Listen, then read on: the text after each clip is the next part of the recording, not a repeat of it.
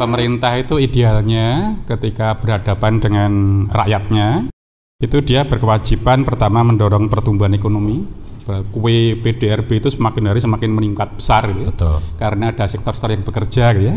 Dari situ nanti meningkatkan lapangan pekerjaan, mengurangi pengangguran, mengurangi kemiskinan. Nah ini yang penting adalah menjaga status harga. Iya. Nah terkait dengan tadi inflasi itu data memang ada gitu ya. Jadi misalnya gini, di tingkat nasional inflasi itu tahun ini belum berakhir, tapi diperkirakan APBN yang dirancang itu pergerakannya 4,0 sampai 4,8 hingga tahun 2022 ini. Kemudian dirancang 2023 nanti itu 3,3%. Nah ini yang saya pesimis. Artinya pesimis tercapai sebagaimana pemerintah proyeksikan. Yeah. Kemudian ketika di tingkat Jawa Tengah ini ada website namanya OTC ya, One Touch Service BPS. Ya. Itu memang pada Agustus kemarin ada deflasi nih Pak Bram ya. Ini angkanya itu inflasi Agustus 2022 minus 0,39 yang tadi mungkin sudah diberikan pengantar. Kemudian nilai tukar petani 105.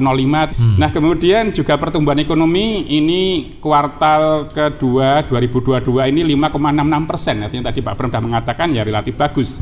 Nah kemudian yang terakhir IPM itu sudah lumayan 71,87 sudah baik kategorinya. Kalau nanti 80 sangat baik.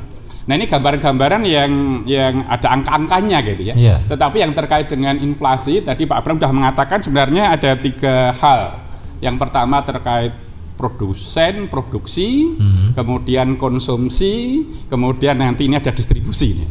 Nah sehingga ketika sejauh mana akan terjadi inflasi, idealnya tadi Pak Semanto ya itu sangat dekat antara produksi dan konsumsi. Sehingga nggak usah perlu banyak macam-macam perantara, ini relatif harga nggak begitu meningkat sebagaimana yang, tapi begitu produksi sampai ke konsumsi perlu transportasi, BBM naik, pasti banyak penyesuaian gitu ya. Yeah. Nah kemudian kalau kita lihat komponen inflasi ya, komponen inflasi ada 7 itu dikelompokkan menjadi kelompok barang dan jasa. Kelompok barangnya ada bahan makanan jadi minuman, rokok dan tembakau, perumahan, air, listrik, gas, bahan bakar, kemudian sandang. Yang kelompok jasa, kesehatan, pendidikan, rekreasi dan olahraga, serta transportasi, komunikasi dan jasa keuangan.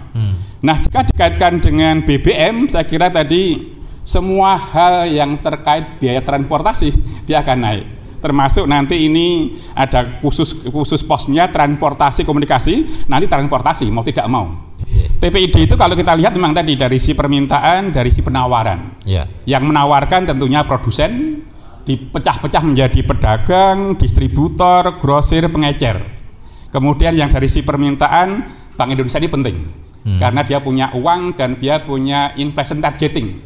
Akan menarget berapa inflasi karena dia punya instrumennya. Kemudian yang dari komponen lain, Pemkot atau Penkap. Nah, ini tadi Pak Bram sudah mengatakan nanti ada OPD yang terkait dengan pengenalan itu apa? Dinas Perdagangan, Dinas Perindustrian, Asisten Perekonomian, macam-macam lah gitu ya. Yeah. Kemudian BPS.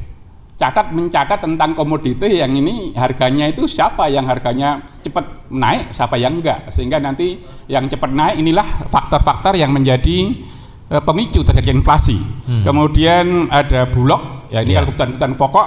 Nah yang terpenting polisi, dengan asumsi polisi yang baik, dia bisa menjadi alat pengendali ketika ada masyarakat menemukan si A dia menaruh gudang beberapa produk dengan harapan nanti dikeluarkan pada saat harga naik, artinya dia menyimpan di gudang, menimbun ya Pak? Menimbun. Ya. Ini penyimpangan. Maka ketika polisi yang baik datangi, ini tidak baik jika kamu teruskan menjadi masalah pidana atau apa. Tapi kalau dia menjadi polisi yang jelek, diberi uang, diam.